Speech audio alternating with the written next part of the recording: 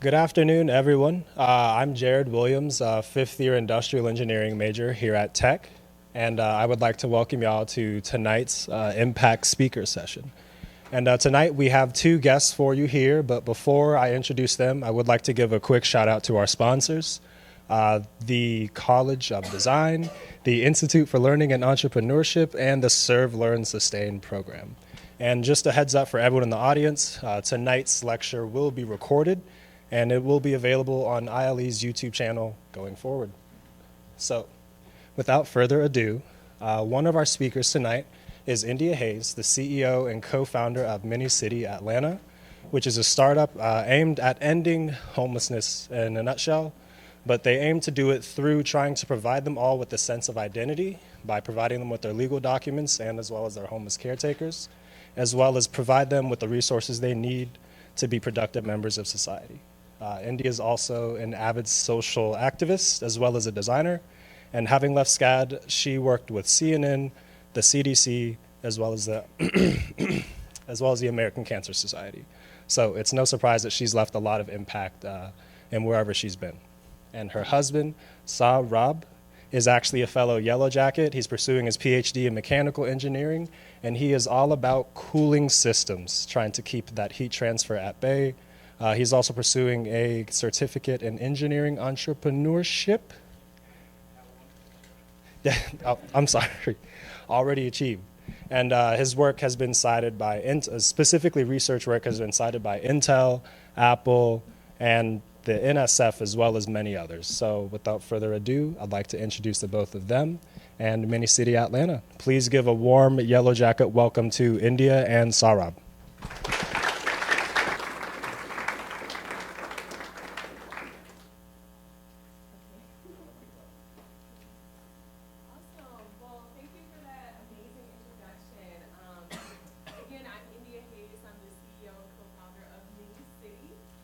Sourabh is my husband as well as a former Yellow Jacket and also our CFO. And we just want to talk to you guys about what it's like to pursue a career in tech for social impact. I don't know where you guys are in your career journey, but my background is really varied. I started off at the CDC, worked with a lot of social impact groups and kind of found my way to MiniCity, but it never looks the same any journey through business management, entrepreneurship. It can be really different.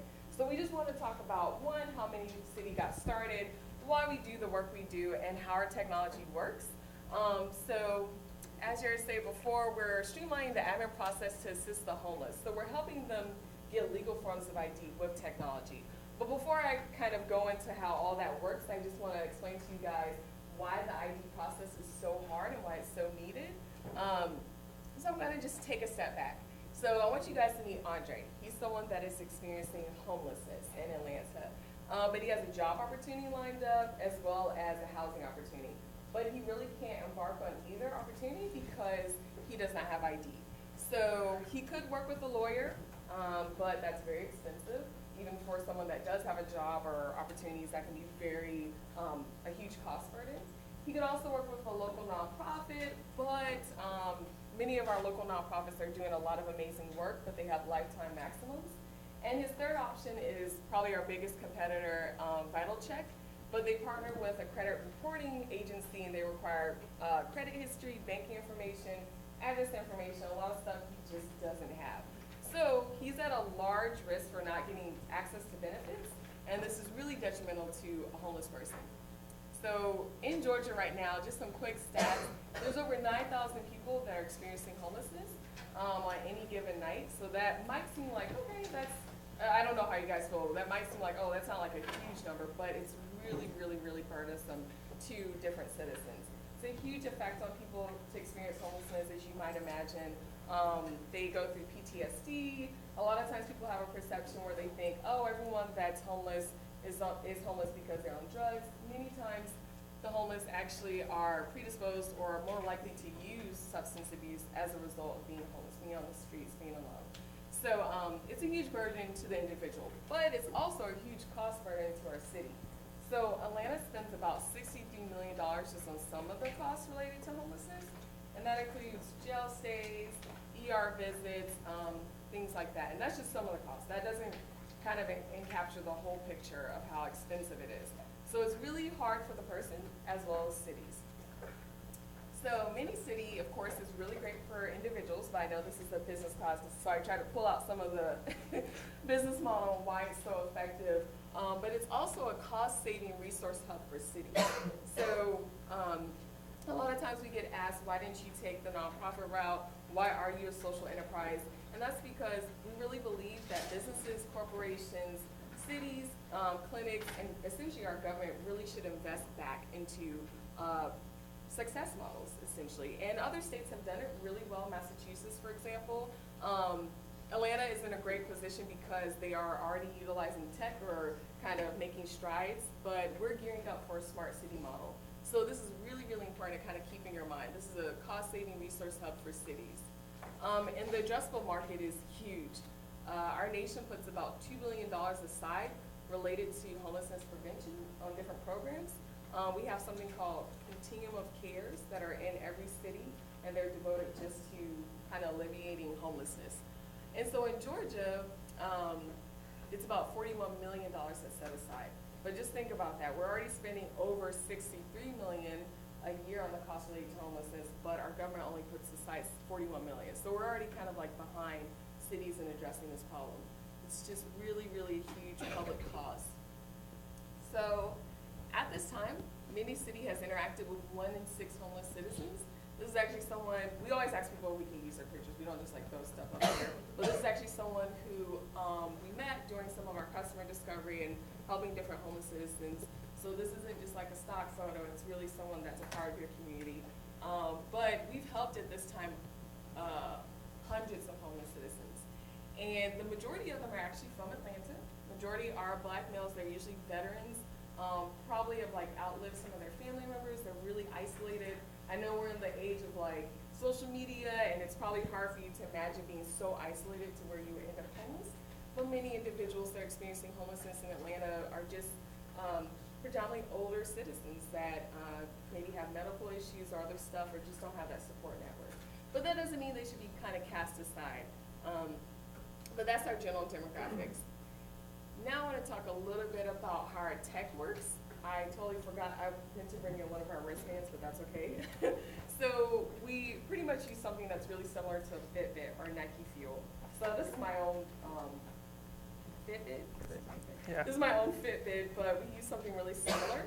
We have a tech sponsorship from a group based in LA, and we pretty much use near-field communication technology to unlock our portals.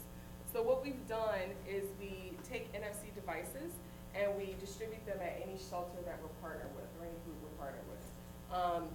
When we tap, or when a homeless citizen taps the device to a tablet that's on site, it opens up a kiosk and they're able to access different services, such as checking on the status of ID, applying for ID, generating resumes, and so much more. When we first started, we were actually using a web portal, so it was like just a website.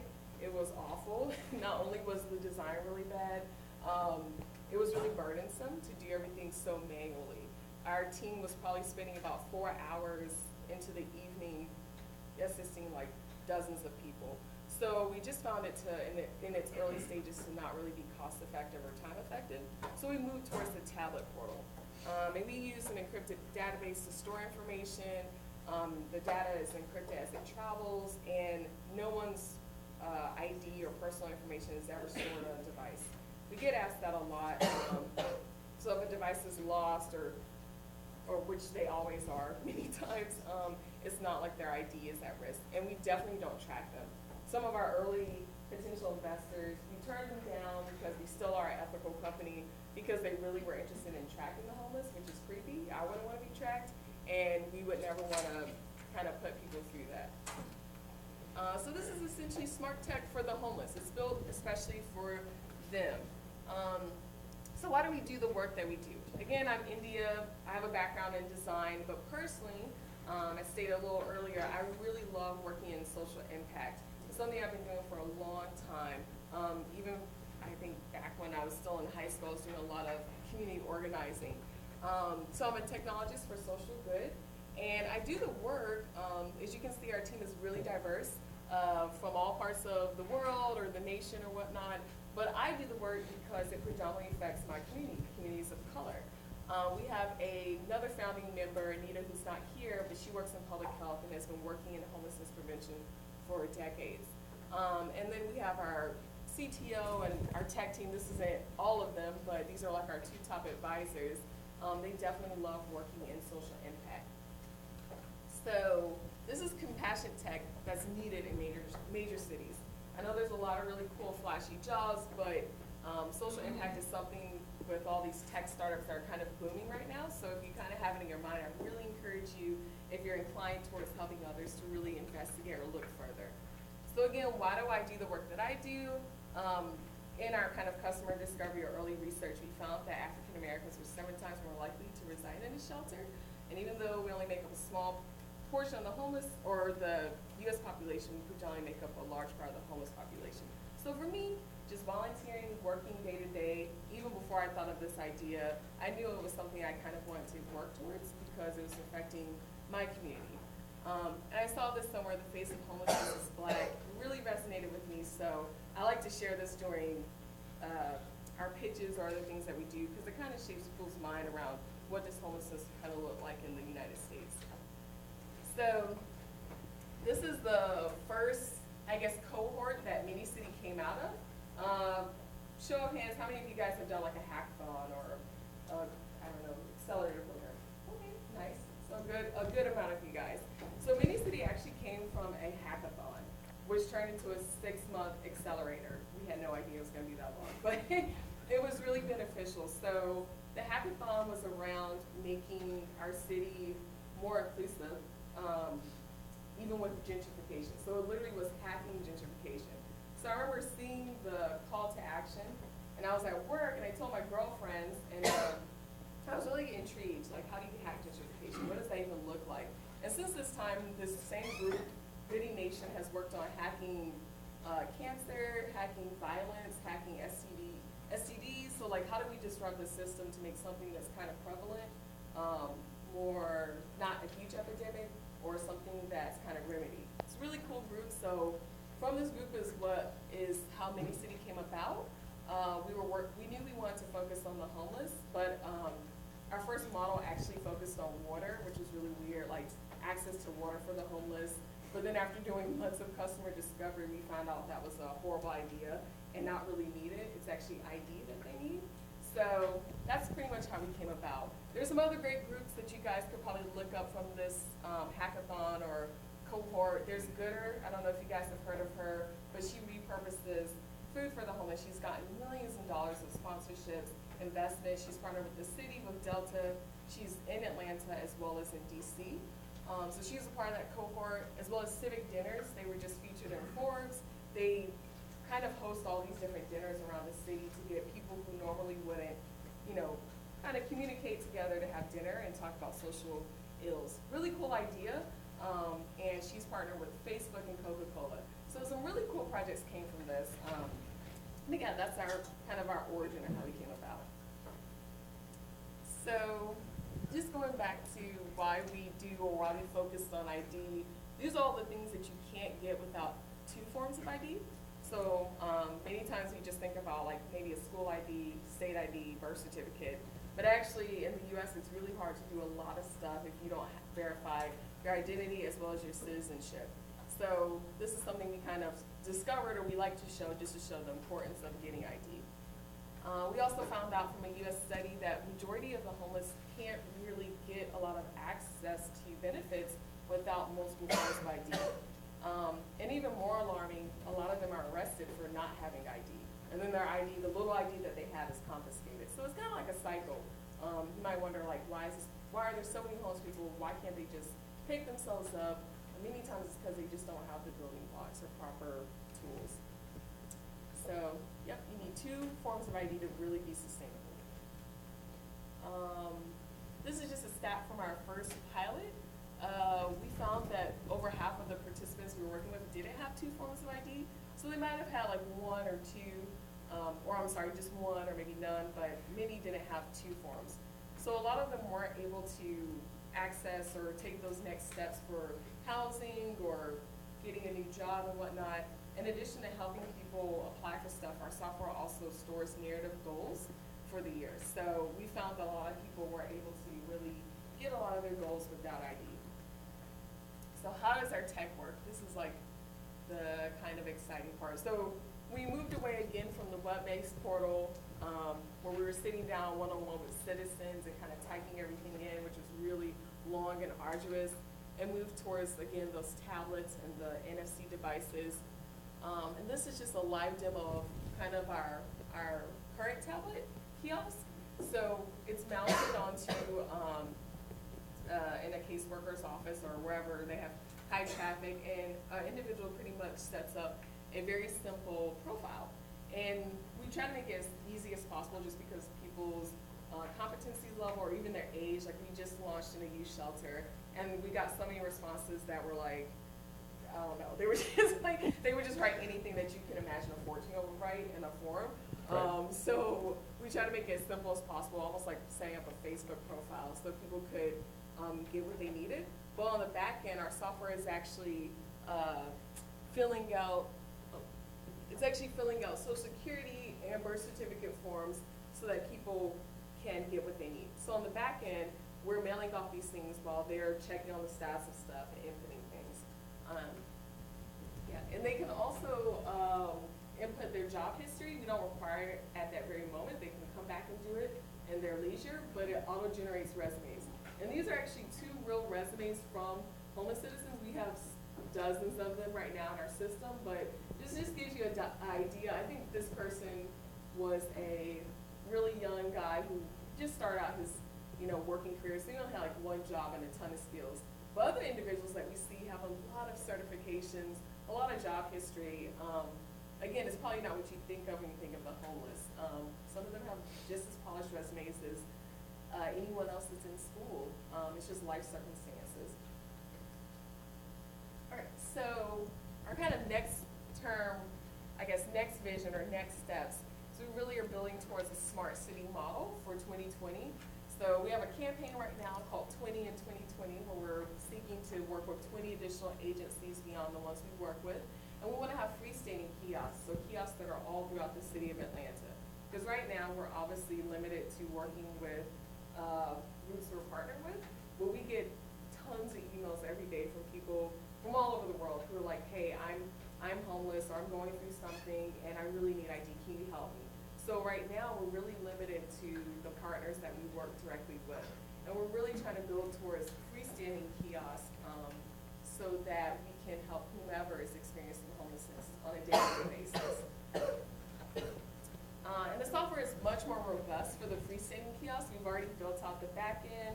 It has things such as booking medical appointments, locating nearby resources with geofencing and locating technology. And also a major one is like being able to self-identify based on if you're LGBTQ+, or if you're non-cis or non-binary. This is really key because when you think of a home or feeling comfortable, a lot of our homeless citizens are not able to reside in a shelter because people won't accept their partner or that they're a couple or for a lot of reasons. They just won't have them in a space where they feel most comfortable. The Salvation Army was really great. One of our partners, they had a whole wing that was based on how you self-identify. So we started, implementing that into our features during the login process in a non-obtrusive way so that it could account for that as we scale and grow. So I'm going to now switch it over to Sourabh, who can talk about some of our early challenges, the fellowship program he went on, and Thank you, India. So my name is Sourabh, and about 2 years from now, I was in the same shoes as yours, taking this Principle of Management class. And actually in 2017 was when I joined Minicity as well. At that position, I wasn't sure as to why, but coming from my background being from India, I had seen much less of government funding and fewer homeless people than coming to Atlanta with a lot more government funding and still more homeless individuals. So this was kind of the starting problem statement, which I wanted to, at that point, solve. Came to realize that it's not that easy of a problem to solve. It's a pretty complicated problem, But I really appreciated the fact that getting identification is going to be one of those critical blocks which can lead people who are homeless or facing homelessness to a place where they can find resources to get out of it. So I said, I'm going to go on it and see what I can do. So I basically started with understanding what Minicity was doing at that moment with a great vision, a great promise, but as it comes with every social startup, you create a lot of social value, but you have to judge that social value. For a business, it's easy how much of economic value you're creating. But for a social startup, how do you quantify a social value? What is the parametric that you can go ahead and do that stuff? So actually, when India talked about some of our early challenges, they were kind of a roadway to defining our value, essentially. So the first challenges, which came from resistance from caseworkers, was when we met with caseworkers, some of them, actually, yeah, a lot of them, thought that they could do our work, and why did they need us? Or they thought that we were replacing their jobs. So think about a caseworker who is at a homeless shelter working with thousands of homeless individuals in a year. They are pretty much up to date with what they do. Why would they adapt a new technology? Of course, the fear would be there. So we wanted to come up not just by coming with a cool software, but we wanted to come up with how do we partner with them so that that software could be adopted. So that was an interesting learning that we had from that. And then the other side of this was, these were our customers, and then there were our funders. So our funders could be, as you can imagine, the city. And the city would often come up with questions like, what is your return on investment? What does the city get if they invest in you? And those are the kind of problems that were really interesting, and that made me very interested in doing Minicity. So I joined in 2017, and based on all these facts, I came up with an opportunity where I had to pitch for a fellowship. It's organized by Center for Civic Innovation. It's based in Atlanta. They basically had something which was very similar to what I was looking for, which was that Atlanta is one of the most unequal cities in the whole world, not just in the United States. And what can we do about it? So they wanted to empower each and individual citizen to change this. And they did it in two ways. The first way was they organized leadership conferences where they would bring normal people in and have debates with people in leadership. And the second thing they wanted to do was create social strategy, social startups, give them tools to be better at what they're doing. So, for example, Minicity, how could it actually devise better strategy to not just be good at what it does, but create social value and quantify it? So that's what the whole program of fellowship was about. So a few of the things that we wanted to understand was work at a homeless shelter and identify what do the caseworkers need, what do the homeless individuals need, which could be identification or which could be beyond identification, and how do we connect getting identification to getting out of homelessness. So that was the most important thing that we wanted to see in this fellowship program. And of course, during this entire process, we collected a lot of data. So how do we do this in an ethical way, and how do we use the data to guide us? So as I mentioned before, there is a dichotomy with social startups, which is how can you create value, both social and economic, while you're doing social good? So how do you do that?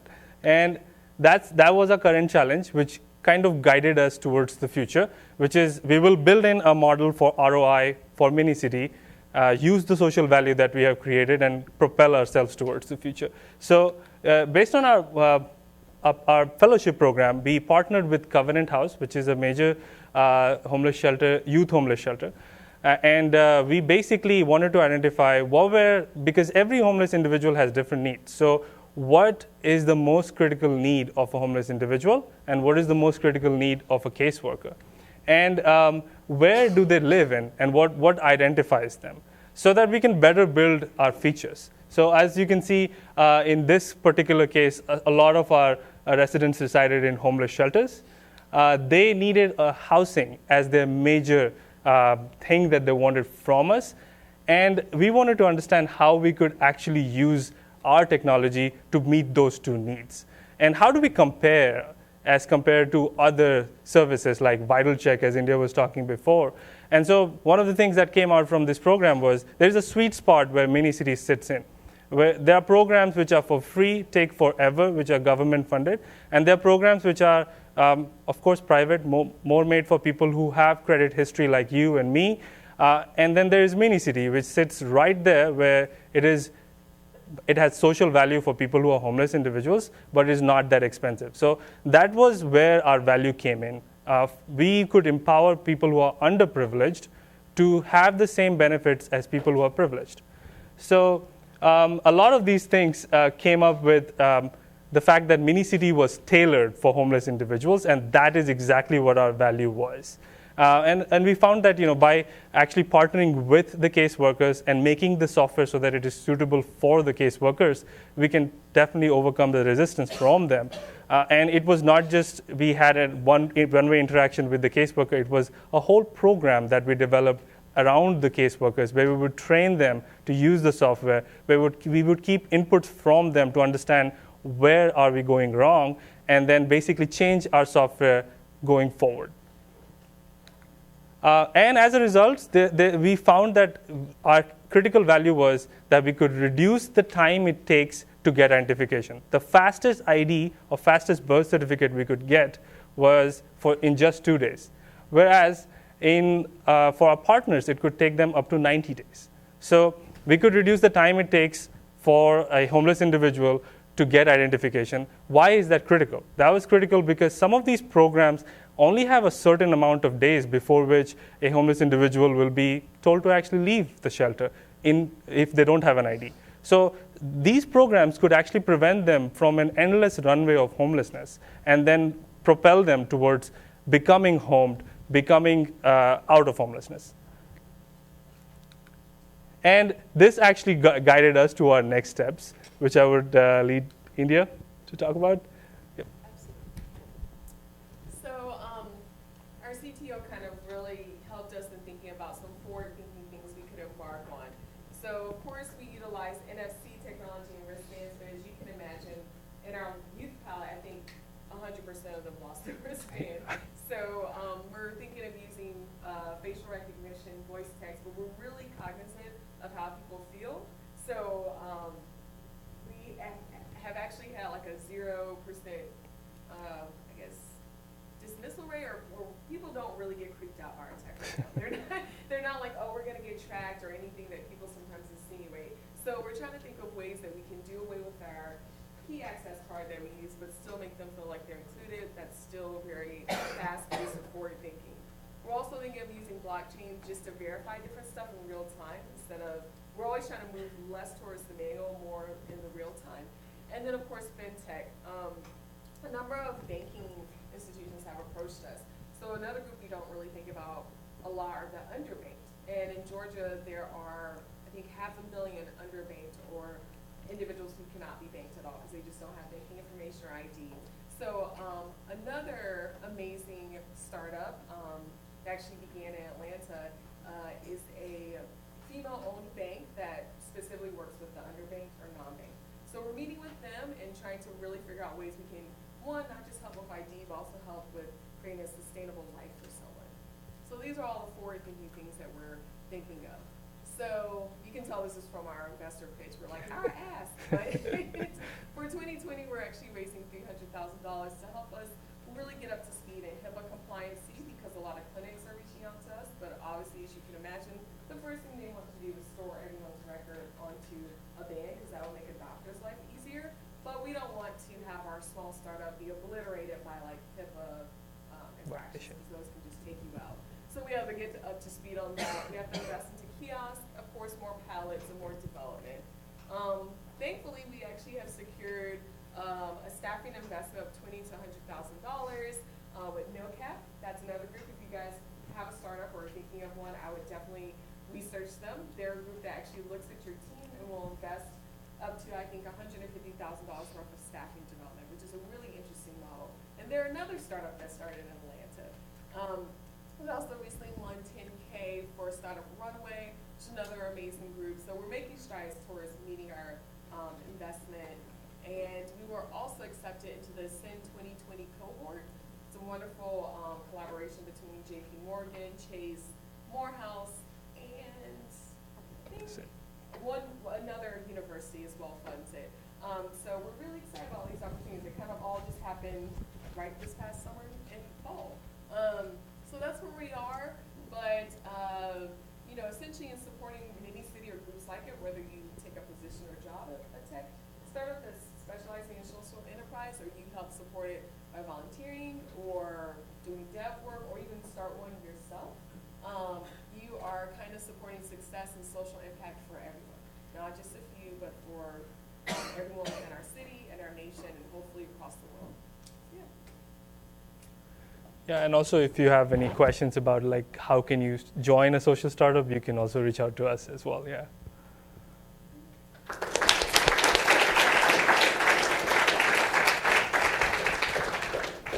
Thank you guys so much. So Catherine's going to be on this side of the room. I'm going to be on this side of the room. Raise your hand really high if you have a question, and then wait until we bring you a mic. Who's going to start us off? Okay, awesome. Thank you so much for presenting to us today. My question is, so you basically have like this device, right, that you're handing out to people because one of the key problems is people need identification. And so what's kind of the main constructive feedback that you've been able to get from the users of the device? Yeah. Gosh, there's so many. There's so much feedback that we get. I can actually start from when we first started to kind of show like the evolution of how we incorporated their feedback and how we're still getting feedback. When we first started and it was a web-based portal, people were like, this takes too long. They would get really grumpy, like I have to sit with you, I want to do it on my own. So people wanted more proactiveness and ability to not have to just wait with a representative. It almost kind of mimics other stuff they have to do with caseworkers. So there was that, how long and cumbersome it took. And then, of course, there's always small features in terms of UX, UI, where they didn't like how the feature, I remember the birthday feature was one, for example. They didn't want to have to scroll through it for too long. It's mostly timing and accessibility, like this is too much. I want it to be as fast as possible. And then the biggest thing was actually incorporating the status of ID. People really harass their, Caseworkers. harass, but they kind of reach out to their caseworkers and directors all the time, like where's my stuff, where's my stuff? So the major feedback from users and caseworkers was, can we implement some type of status check? So that helped alleviate a lot of tension and kind of that waiting period. Can you think of anything? Yeah, and the caseworkers as well, like that the fact that they thought that they could do it by themselves, and also a lot of them were afraid of using it. When we first started, we basically wanted to make sure that we are not completely alienating them, and how do we do that? And the answer to that was, of course, by establishing relationship with the caseworkers, having orientation sessions so that we can actually show them, hey, we're not here to steal data or like steal your jobs, and then making this an integral part of their job itself. So the idea was to reduce burdens for them, not take jobs from them.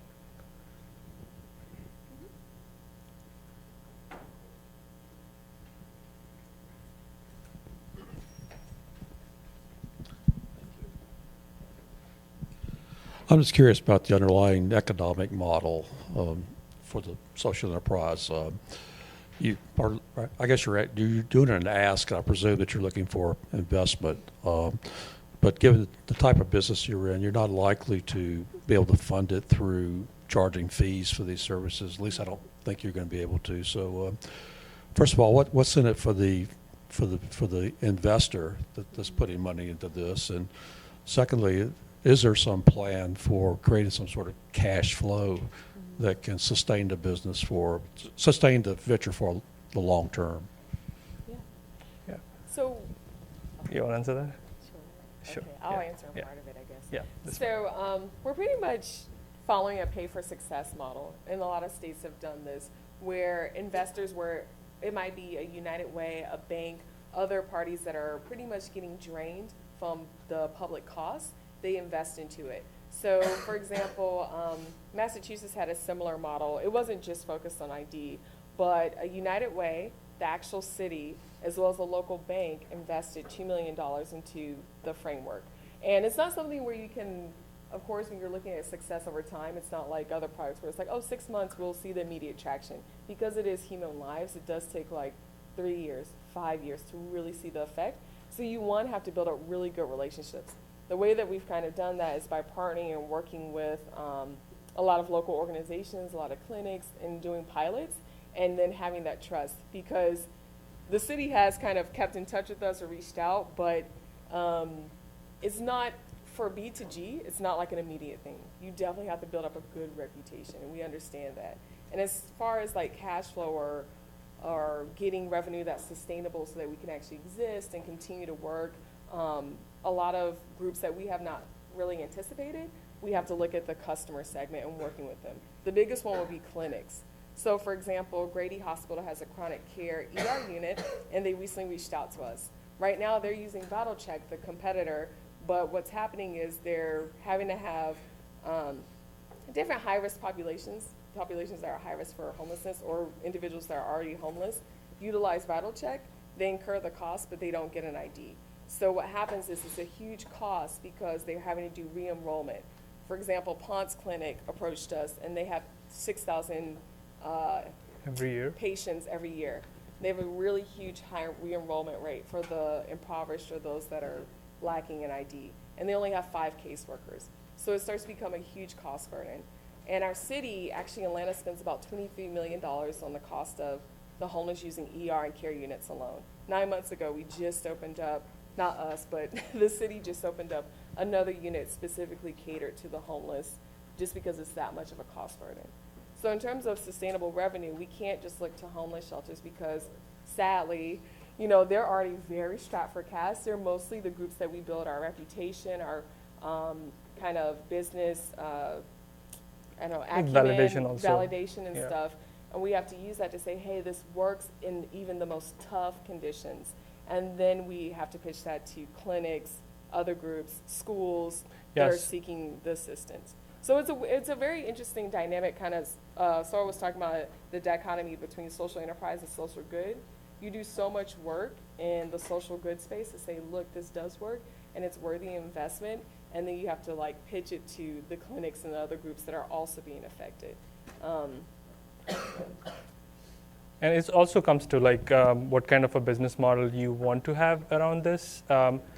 So for typical shelter, the amounts of like hundreds of thousands of dollars would not be something that is sustainable. But we can always scale it to a small amount, but for multiple shelters, or small amount, but for multiple occasions. So we are going into something where we have vital record fares, where we just charge a single amount to a homeless shelter for one record fare for a day, and then we have most of these. So that helps us cover some of the cost. But most importantly, we are not restricted to just the homeless population, but underprivileged as well. So schools, kids who are facing, who actually, there is a good research that we had where the kids who are actually homeless, they perform not as good, of course, in school. And then there is a huge drive to counter homelessness over there. And that's another aspect that we're looking at, where there would be a paid model going over there. So if I understand correctly, what you're saying is you're not going to ask the homeless to... No, we do not, yeah. But the organizations that are requiring the ID, are they the ones that have been funding the... Because it sounds like a great venture, but how do you sustain it economically? So right now, the homeless shelters pay for their ID, and they want to find a way to pay for their ID. They either do it through government organizations, which is for free, or they do it through VitalCheck. And mostly they have been going towards VitalCheck because it's so slow process to go through government. And there they already pay for the ID. So our proposal is, or our value is like, we would be cheaper and more economic for them. And at the same time, we will get them IDs instead of promises of getting IDs. So if that makes sense.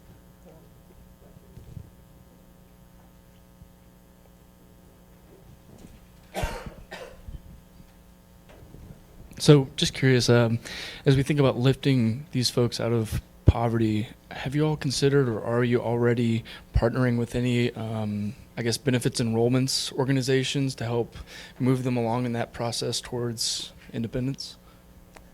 Yeah, I think that's some of our next steps, actually. That's a good question. As I said before, we're not going to be able to eradicate homelessness. That's a big task. So yes, we are partnering with organizations that provide employment, first step staffing, for example, and then in our database, in our software, we try to connect these individuals after getting identification. What are the other things that they can get? For example, employment is one way, or getting Medicare, that would be another way. Am I missing anything, India? No, that's it. Yeah. And yes, we are open to building more partnerships with other organizations. Yeah. So kind of going back to, I think it was one of the things that mentioned booking medical.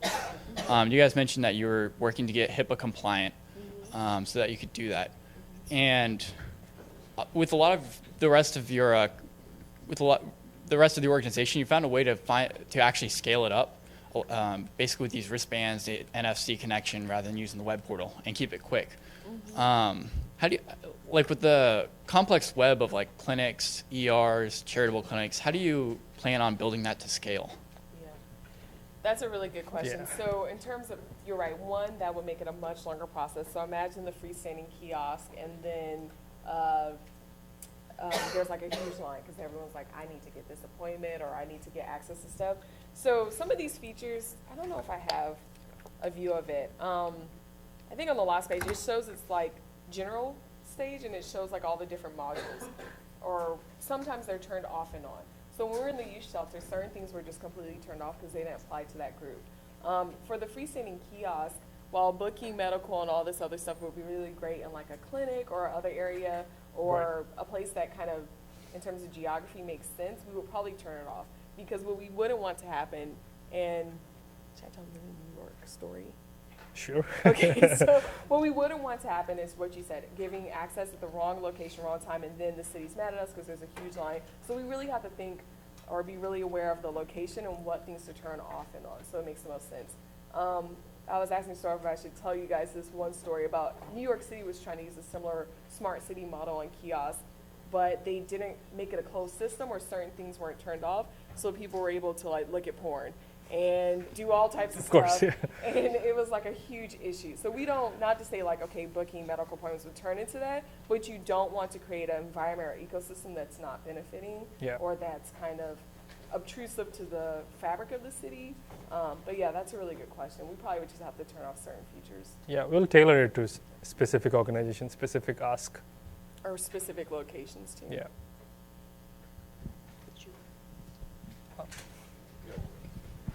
So while you have the homeless population kind of filling out the forms and things at like the homeless shelters, have you had any problems with either illiteracy or kind of the not being able to use the technology? And if so, how did you kind of combat that?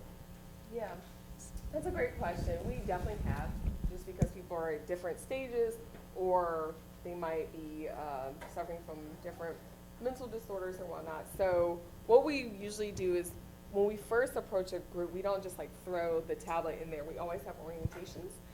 We always have an orientation with the teams as well. So we've had to really partner and make allies out of the caseworkers and directors, because they know which individual really suffers or might have issues, and they'll help them. That's why it's really important for us to also train the caseworkers. But as we move towards kind of scaling and having things that are more public, we'll have to be really, really smart about how to use probably icons and other things to make it even more simple. Because as you see right now, it is like setting up a profile, which for everyone here might be really easy, but for someone with different capabilities, it could be pretty hard. But right now, it's pretty much the caseworkers become our allies and step in. Hi. So you guys mentioned that you can make a resume and other things. How did you? It's easy when you're creating something to say, oh, there's all these different features I can provide. Like we can do all these different things. How did you settle upon what you're focusing on, and the impact of those? Yeah, so I think one of the things that we did before we did this was we actually had surveys with the homeless population to identify what their needs are and which one is the biggest need. And we wanted to have those features for sure in there. Some of the work that India had done before identified that a lot of the people that we're working with already had certain job history. And that made resume an essential item. Whenever they get their identification, with the help of their resume, they can go forward. So a lot of our stuff that we have done is basically tailoring to whom we are working. So that's how we choose stuff. Hi, thanks for coming. So you mentioned the concept of ethical data, which is honestly something that more people are starting to pay attention to. So what do you think, or what challenges do you think that ethical data poses for Mini-City in the future moving forward with all of these new partnerships? Yeah, I mean, I kind of think of like the earlier question that you had asked about how are you going to make this sustainable? How are you going to kind of, when you're thinking, talking to investors, it is so, well, it's not tempting because of who we are and the certain values that we have, but in the early stages, because it's so much very key data about where someone is at, where the homeless are kind of inclined to moving. We even had location data. So a lot of really big developing companies or other groups are approaching us that have access to a lot of money, like, hey, we would love this database so we can know where to build or not build, or where to keep out certain groups, or how to, like, can we put a tracker in it? And we have to be really consistent. And probably as we grow, we'll probably try to do a lot better with marketing. Now we just tell people like, oh yeah, we're, trying to have certain commitments that we align to. But we have to be really conscious of what type of company we want to be, and if it's worth accepting the investment, if it puts people, at risk for something. Yes, they might not even be aware of it because maybe it's in fine print, but in the long term, it might undo what we're trying to build for them. We want them to be free and empowered and able to move how they want. We can't really do that if we like make little shady side agreements with other groups. Another thing is we try to be really transparent in our software. We do include some of the codes and laws that are included in Georgia. I'm sure they probably don't read through it, but we do require them to sign and verify. We have a sign and verify feature, so they have to sign off, and it's dated and stamped and stored in our database, a record of you kind of waiving and also assuming liability if you were to lie or fabricate something. We've helped over 500 people. We've never had an issue with that. The only weird thing we have is sometimes people will go by nicknames and things get kind of messed up, but it's never intentional. So we do try to take steps to make sure people are aware of where data is going, how it's going to be shared, who it's going to be shared with during that process, as well as not take any investments that we think will like lead us astray. To kind of go along with that, just one more question. Have you found that your homeless population that y'all are currently serving has a pretty strong opinion about what data is being shared, or are they ambivalent at the time? I think the most shocking was how ambivalent the caseworkers are. But the homeless do have strong opinions. Right. They're more inclined to not share them as much because they're like, oh, someone's finally helping me. But majority of them are like freaked out by tech. They're like, how is it? But I'm so desperate for this stuff. Sure. But of course, like any of us, they're like, I'm not totally cool with all the things, but they need the services. But after a few weeks or so working with the group, usually once they see the success rate and that we're not doing like weird stuff with it, they're very open. As far as the caseworkers, we're really surprised that a major way that we've gotten the time down so quick is you can verify someone's ID on their behalf for many states. We were really surprised at how ambivalent most of the caseworkers were. So most of them were probably like y'all's age and like Teach for America or other groups. But they were like, yeah, sure, here's all my ID stuff. And we're like, oh, we really thought they were going to be very like fearful of tech. But it shows how when you're at different probably stages in life, how you perceive tech. Thank you.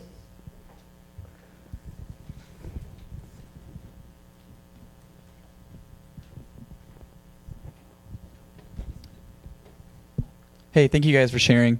You hinted on this a little bit earlier when you mentioned that many individuals have either outlived their family members or disconnected.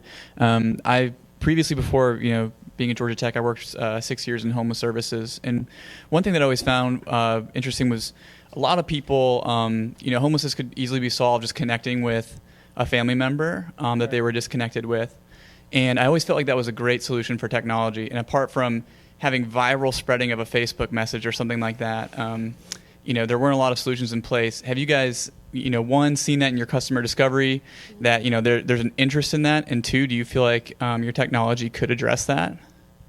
That would be nice. Yeah. Yeah, that would be so nice, I think, because our whole concept in our early days especially was like mini city, like a surrogate family almost, or a cultivation of that. Sadly, what we majorly see with the older citizens is that for whatever reason, they might have gotten disconnected to children or a former partner, and there's a lot of shame and like being welcomed back. For the very young ones, large reason why they might be homeless is because their family cast them out. Right. So for the ones where what we're hoping to generate is, even if you're not in close community with your family, this can create a new community that kind of does those things. Like, I mean, I think for me, most of the time I would lose documents when I was younger. I was just like, oh, I'm going to ask my mom. Or we got a lot of vital offices that would ask that, like, why can't you just ask this kid's dad for this? Or, you know, why don't they know this information? Why don't they know their parents' name? Like, simple stuff. But that just shows, like, the dynamic. I'm sure you saw it a lot. But I think that's a great idea, the idea of, like, cultivating a community of support, even if, you know, the one that maybe you're originally connected to isn't there anymore. Right. But yeah, that's I like the idea of, like, if they do have some support system, how do we foster that or, like, grow it so that it's not so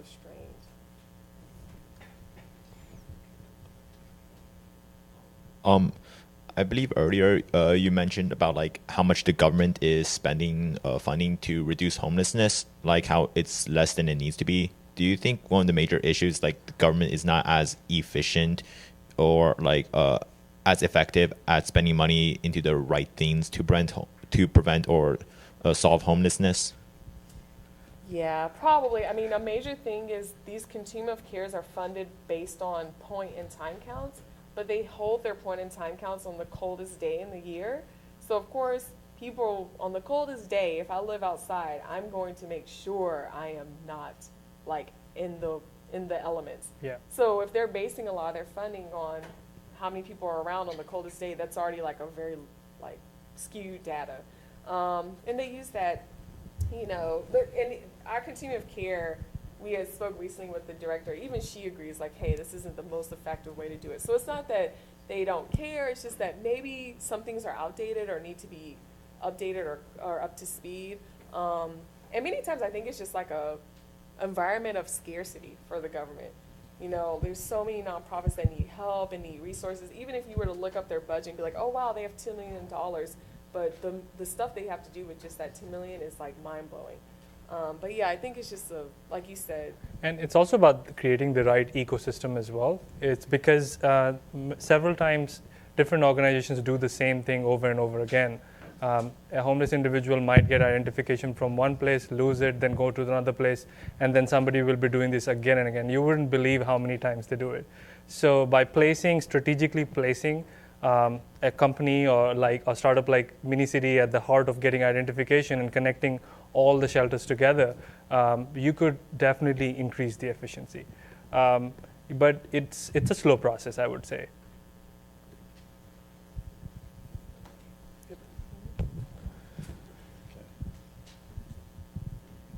I guess on the general topic of homelessness, there's usually a root cause for why the individual's homeless. They may have drug dependencies or mental illness, that type of thing. So it's a lot more to it than just needing an ID. And I was wondering if what you guys are doing to sort of deal with sort of the root problems, or if you're doing anything, if you're expecting other agencies to sort of handle those types of issues. I think that's right. Everybody has a different root cause for getting homeless. I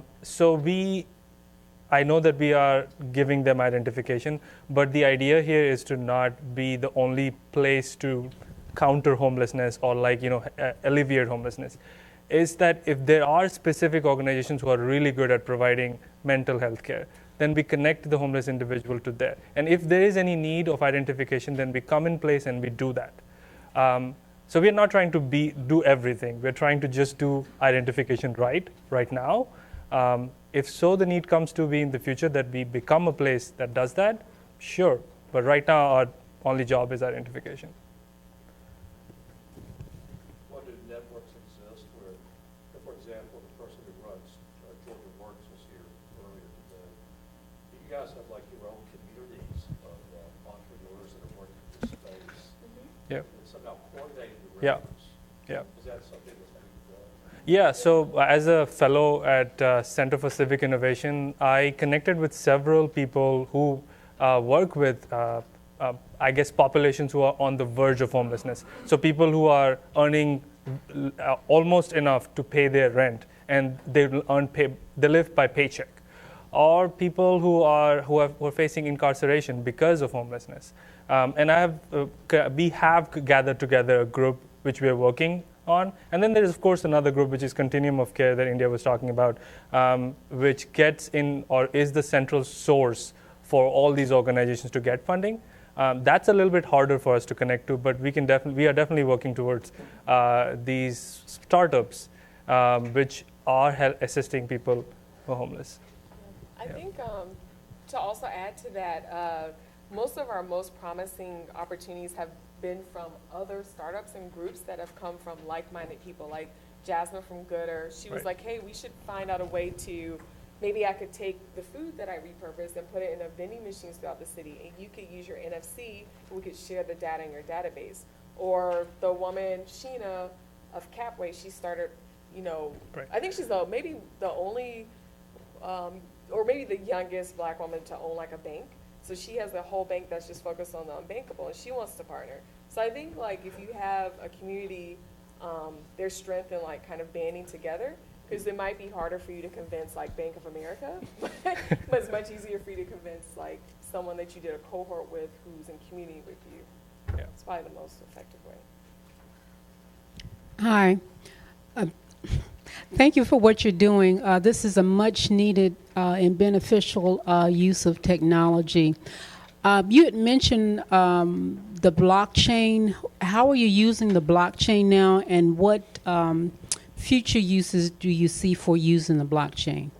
So we're not using it yet. Yeah. That's like something that we're still working on along with Some of our next steps, yeah. Next steps. But we really want to use it in the future to make live updates to those forums and things that are happening progressively, because right now we actually, if you were to look up like our software in the App Store, it's not even there. It's almost like a throwback to out of the box software that you install into a tablet, or I guess into a computer. Right. So even when we want to do updates, we can't just push them all through like Google Play or something like that or whatnot. We actually have to manually download everything. We're really trying to streamline that and make ways where we can see things happening more in real time. So that's how we want to utilize it. But yeah, we haven't started yet. Oh, and there's another really interesting way that actually Gooder was using blockchain that we wanted to implement in the future, which was verifying how much transactions or need were happening between nonprofits and addressing the issues, so that they can use that for their funding cycles and for concrete verification, like this gentleman was saying here, how do government funds, how is it so inefficient? A lot of times it's the tracking. Well, how can we do that with machines or with blockchain so it's always verified? We know exactly where those budgets or funding went, so we can verify for the next year more funding or less or adjust. So that's a really great way that they've actually generated a lot of revenue. All right, well, thank you so much for coming out today. The work you're doing is really amazing, and we appreciate your time. Thank you.